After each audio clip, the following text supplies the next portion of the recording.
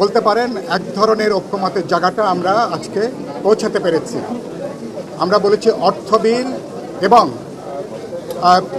এবং আস্থা অনাস্থা ভোট, এই দুটো ব্যাপার ছাড়া বাকি প্রশ্নে সংসদ সদস্যরা স্বাধীনভাবে তারা তাদের বক্তব্য রাখতে পারবে। দুটো প্রশ্ন আলোচনা এসছে, একটা হচ্ছে সংবিধান সংশোধনের প্রশ্নে, আরেকটা হচ্ছে জাতীয় নিরাপত্তার প্রশ্নে।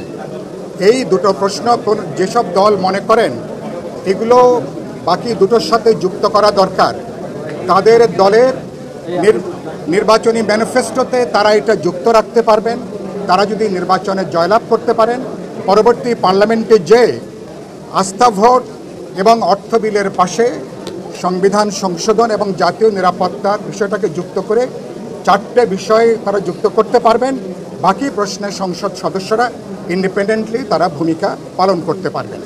আর পরে একটা দীর্ঘ আলোচনা যেটা আমরা এখনও সমাধানে আসতে পারিনি, সেটা হচ্ছে সংসদের সংরক্ষিত আসনের ব্যাপারে। একটা ব্যাপারে মোটামুটি অধিকাংশ রাজনৈতিক দল একমত হয়েছেন, বিদ্যমান যে 50টা যে সংসদীয় আসন সংরক্ষিত আছে পার্লামেন্টে নারীদের জন্য, সেটাকে 100তে সেটাকে উন্নীত করা। এটা মোটামুটি বলতে পারেন অধিকাংশ দল তারা এক ধরনের চিন্তার ঐক্যে তারা এখন এসছেন। সংবিধানের 70 নম্বর অনুচ্ছেদের ক্ষেত্রে বিভিন্ন রাজনৈতিক দলগুলো 4টি বিষয়ে যে প্রার্থীরা যেন নিজ দলের বিরুদ্ধে ভোট দিতে পারে না, তার মধ্যে দুটো বিষয় ঐক্যমত পোষণ করেছে। 4টি বিষয় আলোচিত হয়েছে। একটি হচ্ছে যে অর্থ বিল, আস্থা বিল, জাতীয় নিরাপত্তা, সংবিধান সংশোধন। কিন্তু অনেকেই বলেছে যে বাংলাদেশে এই পর্যন্ত যে কয়েকবার সংবিধান সংশোধন হয়েছে অনেকটা দল এবং ব্যক্তির স্বার্থে, কাজে এই ক্ষেত্রে এখানে পাশ করা ঠিক হবে না। জননিরাপত্তা বা জাতীয় নিরাপত্তার ক্ষেত্রে অনেকে দ্বিমত পোষণ করেছে। আমাদের দল থেকেও যেই দুইটা চিঠিতে উল্লেখ করা হয়েছে অর্থ বিল এবং আস্থা ভোট, এই দুটো জায়গায় আমরা একমত পোষণ করেছি। 2 নম্বরে জাতীয় সংসদে যে 50টি স্থায়ী কমিটি, সংসদীয় কমিটি থাকে, সেই কমিটিগুলোতে আনুপাতিক হারে 50 ভাগ বিরোধী দলের প্রতিনিধিত্ব দেওয়ার কথা হয়েছে 4টি গুরুত্বপূর্ণ কমিটি সহ। সেটি তো সব রাজনৈতিক দলই মোটামুটি একমত পোষণ করেছে। 3 নম্বরে সংসদে নারীর আসন কিংবা নারীর প্রতিনিধিত্ব নিশ্চিত করার ক্ষেত্রে 100টি আসন সংরক্ষিত করার বিষয়ে সব রাজনৈতিক দলই কিন্তু একমত হয়েছে। 70 অনুচ্ছেদ সংস্কারের প্রশ্নে দুটি ব্যতিক্রম বাদে, অর্থাৎ সংসদের সরকার গঠনের আস্থা ভোট এবং বাজেট, এই দুটো বিষয়ে ব্যতি রেখে বাকি সকল প্রশ্নে সবাই ভোট দিতে পারবেন, এ বিষয়ে একটা ঐকমত্য তৈরি হয়েছে। তবে আরও বেশ কয়েকটি দলের প্রস্তাব ছিল যে সংবিধান সংশোধন প্রসঙ্গ, অর্থাৎ ইস্তেহারে সংবিধান সংশোধনের প্রশ্ন যদি উল্লেখ থাকে সেই প্রশ্নে এবং জাতীয় নিরাপত্তার ক্ষেত্রে বিশেষত যুদ্ধ পরিস্থিতিতে এই দুটো অপশনে যুক্ত করার সিদ্ধান্ত যেটা হয়েছে যে ন্যূনতম জাতীয় ঐক্যমত হয়েছে এই দুই প্রশ্ন ব্যতি রেখে থাকবে।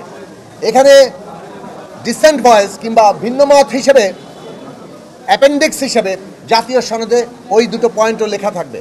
তার মধ্যে অ্যাপেন্ডিক্সে পরিশিষ্টে কিছু কিছু ভিন্নমত, যেসব প্রশ্নে ঐকমত্য হওয়া সত্ত্বেও ভিন্নমত আছে সেইগুলো থাকবে, কিন্তু সেইগুলো নির্দিষ্ট থাকবে, এমন নয় যেন যে কোনো বিষয়ই সেখানে যুক্ত করা যাবে।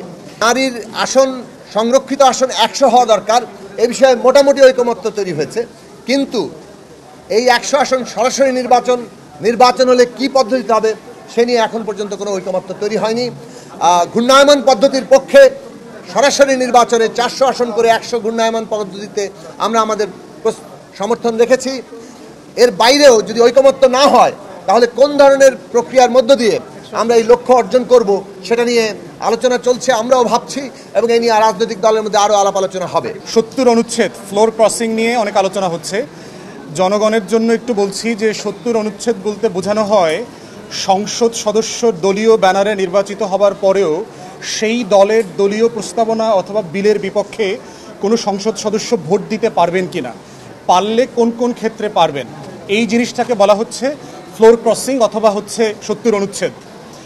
আমরা শুরু থেকেই বলেছি যে এবি পার্টি 2টা বিষয়ে সংসদ সদস্যদের দলীয় পজিশনের বিপক্ষে ভোট দেবার অধিকার থাকা উচিত না।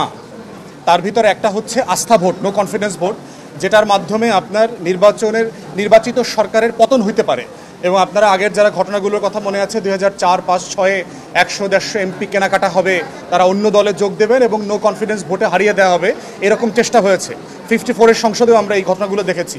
তো সেই জায়গাতে আমরা বোধ করছি যে নো কনফিডেন্স ভোটের ব্যাপারে দলীয় পজিশনের বিপক্ষে যাওয়া উচিত না। আর দ্বিতীয়ত হচ্ছে আপনার মানি বিল, অর্থ বিল যেটাকে বলা হয়, অর্থ বিল হচ্ছে মোটা দাগে হলো বাজেট এবং অর্থ সংক্রান্ত যে সকল বিলগুলো আসে, ধরেন আপনি ভ্যাটের মানে বাড়াবেন কিনা, পার্সেন্টেজ বাড়াবেন কিনা, রেভিনিউ কালেকশন কিভাবে করবেন না করবেন এই সংক্রান্ত, কাস্টমস, এক্সাইজ, এই রিলেটেড যত বিলগুলো আছে সেগুলোর ব্যাপারেও দলীয় পজিশনের বিপক্ষে সদস্যরা ভোট দিতে পারবেন না। কারণ হচ্ছে এটা হচ্ছে আমাদের রাষ্ট্রের ক্যালেন্ডারের সবচেয়ে গুরুত্বপূর্ণ জায়গা, যেই জায়গাটা যদি হেরফের হয় তাহলে সরকার দায়িত্ব পালন করতে পারবে না, স্টেট গভর্ন করতে পারবে না।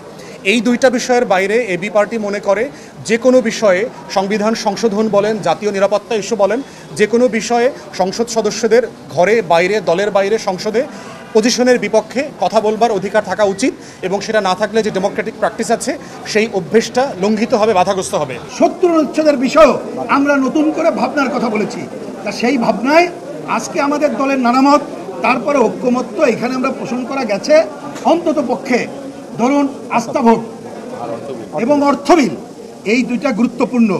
এই জায়গায় তারা দলের বিপক্ষে ভোট দিতে পারবেন না, অন্য সময় তারা কথাবার্তা বলতে পারবেন। এইটা আমরা ঐক্যমত পোষণ করেছি। অন্যান্য বিষয়ে যার যার মত আছে সেইটা তারা তাদের মতো বলুক, আসছি। এটা একটা। দ্বিতীয় আর একটা বিষয় আছে, আপনারা জানেন পার্লামেন্টে আমাদের ওইখানে স্থায়ী কমিটি থাকে। তা সাধারণত আমরা দেখি স্থায়ী কমিটিতে যারা নির্বাচিত হন তারাই সব থাকেন। এইখানে আমরা একটা আলোচনা আমরা ঐক্যমত্য হয়েছি যে সংখ্যানুপাতিক পদ্ধতি অনুযায়ী এইখানে ওই স্থায়ী কমিটির সভাপতি নির্বাচিত হবেন, কয়েকটা জায়গায় সুনির্দিষ্ট করা সহ। তা আমরা মনে করি বামপন্থীরা এইটাও, এই যে ভোটের গণতন্ত্র, সংসদীয় গণতন্ত্রের দ্বারাই এক ধাপ অগ্রগতি। কিন্তু এটা একটু দুঃখের সাথে বলতে হচ্ছে, নারী আসন, আমরা কিন্তু নারী আসন নিয়ে এই বামপন্থীরা যেদিন থেকে কাজ শুরু করেছি, এমনকি বাংলাদেশের কমিউনিস্ট পার্টি, যেটা জানেন বামপন্থী পুরনো দল, 1972 সালেই আমরা বলেছিলাম, 72 সালে খেয়াল করেন 18ই অক্টোবর আমরা লিখিত বলেছিলাম বাস্তবকরণে নারীদের সংরক্ষিত আসন থাকতে হবে এবং সরাসরি ভোট হতে হবে। ওই ধারাবাহিকতায় বামপন্থীরা দীর্ঘদিন লড়াই করছে। আমরা আজকেও ধন্যবাদ জানাই ঐক্যমত্য কমিশনকে, তারা এই সংরক্ষিত আসন বৃদ্ধির প্রস্তাব করেছেন। 100 আমরা ঐক্যমত, সরাসরি ভোটের ব্যাপারে ঐক্যমত্য হয়েছি। এ ব্যাপারে অনেক দলের নানা মত আছে, আমরা সেটা নিয়ে মন্তব্য করতে চাই না।